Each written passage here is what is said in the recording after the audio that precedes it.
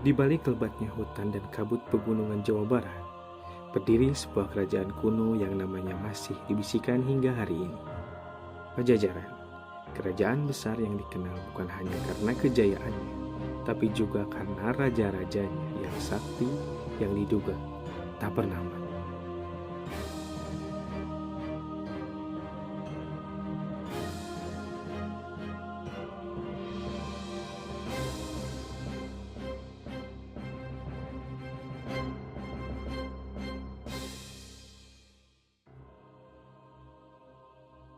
Pada abad ke-14, Tatar Sunda belum dipenuhi gedung tinggi seperti sekarang. Tanah ini dikuasai oleh kerajaan-kerajaan kecil hingga satu sosok bangkit dan menyatukan kerajaan-kerajaan tersebut. Namanya adalah Sri Baduga Maharaja, tapi rakyat lebih mengenalnya sebagai Prabu Siliwangi. Ia bukan raja yang biasa. Ia membawa tata pemerintahan baru, membangun jalan-jalan utama, sistem perairan, hingga benteng pertahanan. Di masanya, Pakuan Pajajaran, ibu kota kerajaan, berkembang menjadi pusat ilmu, budaya, dan juga kepercayaan. Tetapi, bukan pembangunan yang membuat Prabu Siliwangi begitu dikenal, melainkan karena kesaktiannya. Dalam banyak kisah rakyat, sang raja disebut punya kemampuan berbicara dengan binatang, menghilang dari pandangan, dan bahkan mengubah wujudnya jadi macan putih.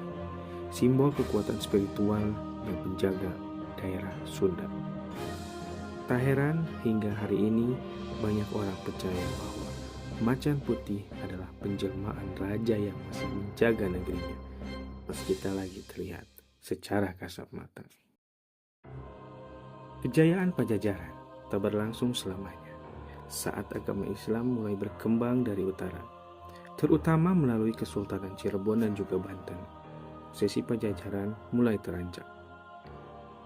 Di suatu sisi, Prabu Siliwangi tetap mempertahankan kepercayaan Hindu yang sudah mendarah daging. Di sisi lain, anak-anaknya, termasuk Raden Kian Santang, justru mulai tertarik pada ajaran yang baru. Inilah awal dari konflik dalam darah kerajaan sendiri. Bukan hanya perebutan kekuasaan, tapi pertarungan antara keyakinan lama dan keyakinan yang baru. Tahun 1579, Pajajaran diserbu pasukan Banten. Pakuan dibakar, istana dihancurkan, dan tidak ada catatan yang pasti kemana perginya para bangsawan kerajaan. Tapi legenda berkata, Prabu Siliwangi tidak mati. Ia menghilang bersama prajurit-prajuritnya ke hutan lebat, berubah menjadi macan putih dan bersemayam di alam gaib. Sampai hari ini, sebagian masyarakat percaya jika kamu masuk terlalu dalam ke hutan di daerah Gunung Salak, Gunung Halimun, atau hutan-hutan tua di Jawa Barat, kamu bisa melihat penampakan mereka berbaris, diam, menjaga alam sekitar. Kerajaan Pajajaran mungkin telah hilang dari peta, tapi tidak dari ingatan. Sebab beberapa hal tak pernah benar-benar musnah. Mereka hanya berpindah tempat dari dunia nyata ke dunia yang tak terlihat. Dalam tubuh bangsawan berdarah raja, tersimpan dua takdir yang saling bertolak belakang. Darah Prabu Siliwangi mengalir deras dalam tubuh Raden Kian Santang. Tetapi jalan hidup yang mereka pilih berbeda arah. Satu tetap dalam terang Hindu dan kebesaran keraton, satu lagi terserap dalam cahaya baru yang turun dari langit, yaitu agama Islam. Setelah bertahun-tahun mengembara ke tanah Arab dan berguru pada para wali, Kian Santang kembali ke Pajajaran, tapi bukan sebagai pangeran. Ia pulang sebagai ulama pejuang, membawa ajaran Islam dan misi besar mengajak ayahandanya sendiri masuk ke dalam keimanan yang baru. Prabu Siliwangi menyambut anaknya dengan penuh cinta, tapi ketika mendengar ajakan itu, senyum sang raja kian memudar. Aku bukan orang yang bisa dibujuk dengan kata-kata, katanya Prabu Siliwangi kepada anaknya. Darah keraton tak pernah tunduk pada ajaran baru, Aku adalah penjaga jalan yang lama. Raden Kian Santang diam, tapi sorot matanya berubah. Di sanalah awal dari perang tanpa senjata, yaitu perang sebuah keyakinan. Pada suatu malam, sang putra mencoba berdialog, tetapi sang raja tidak goyah. Para penasehat kerajaan mulai resah. Mereka melihat gelagat aneh. Burung gagak berterbangan di atas istana. Angin berhenti di malam hari dan suara gaib terdengar dari dasar sumur tua. Mereka tahu ini bukan sekedar konflik antara ayah dan anak. Ini adalah tanda ada perubahan besar yang akan mengguncang Pajajaran. Di hadapan rakyat dan keluarga istana, Kian Santang berseru, "Jika kebenaran tak bisa masuk melalui pintu depan, maka aku akan masuk melalui pintu langit." Malam itu, ia meninggalkan istana dan tak lagi menjadi seorang pangeran. Ia menjadi pendakwa, menyebarkan ajaran Islam ke seluruh penjuru Tatar Sunda, dari hutan ke pegunungan dan dari pasar ke perbatasan.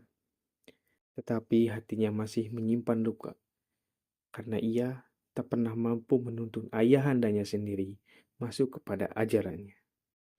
Prabu Siliwangi makin tua, tapi ia tak pernah menyerah pada keyakinannya. Hingga suatu hari saat langit sore mendadak merah dan macan-macan putih muncul dari arah barat, raja itu berjalan ke hutan dan langsung menghilang. Tak ada jasad, tak ada pusara, hanya kabar angin bahwa sang raja telah moksa, lenyap ke alam gaib bersama bala tentara yang tak kasat mata. Sejak saat itu, Raden Kian Santang tak pernah tersenyum lagi. Ia menghabiskan sisa hidupnya menyendiri, berdakwah dalam senyap hingga ia sendiri menjadi legenda. Sebelum bayangan dan perpecahan merayap masuk, Pajajaran pernah berdiri gagah sebagai pusat peradaban Tatar Sunda. Di bawah kepemimpinan Prabu Siliwangi, kerajaan ini dikenal akan ketertiban, keindahan tata kota, dan kebijaksanaan hukum yang tak tertandingi. Jalan-jalan di Pakuan disusur sejajar, pasar tertata rapi, dan hukum kerajaan berlaku adil. Siapapun yang bersalah akan dihukum, tak peduli darah biru atau rakyat biasa. Pedagang dari luar pulau pun datang membawa rempah dan kain. Sementara dari Pajajaran, emas dan hasil bumi mengalir keluar. Mereka punya pelabuhan besar di Sunda Kelapa, yang kini kita kenal sebagai Jakarta. Bahkan pelaut Portugis yang datang di awal abad ke-16 mencatat bahwa kerajaan ini makmur, teratur dan dihormati. Tapi kekuatan sejatinya bukan cuma pada perdagangan atau tentara. Pajajaran itu kuat karena budaya dan spiritualnya. Gamelan, tarian, wayang, dan pantun bukan sekadar hiburan. Itu adalah penyimpan hikmah, doa-doa lama, dan jejak para leluhur. Bahkan ilmu-ilmu keraton dituliskan dalam lontar-lontar kuno. Sebagian disembunyikan karena dianggap terlalu sakral untuk dibaca sembarangan. Dalam istana, para pendeta dan pangiwa pingitan melantunkan mantra. Di luar, para pendekar melatih kanuragan. Bukan hanya untuk perang, tapi untuk menjaga harmoni semesta. Inilah Pajajaran di puncak kejayaannya. Sebuah kerajaan yang bukan hanya besar di mata manusia, tapi juga dihormati oleh semua makhluk halus. Sebuah negeri yang berdiri bukan hanya di atas tanah, tapi juga di antara dua dunia, dunia nyata dan dunia tak terlihat.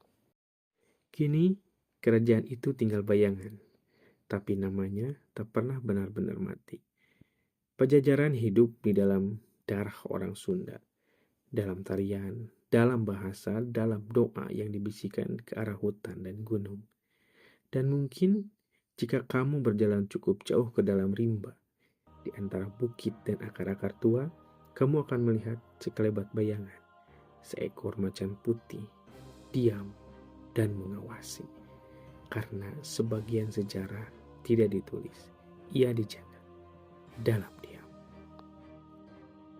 Itulah sejarah berdiri dan masa kejayaan kerajaan Pajajaran.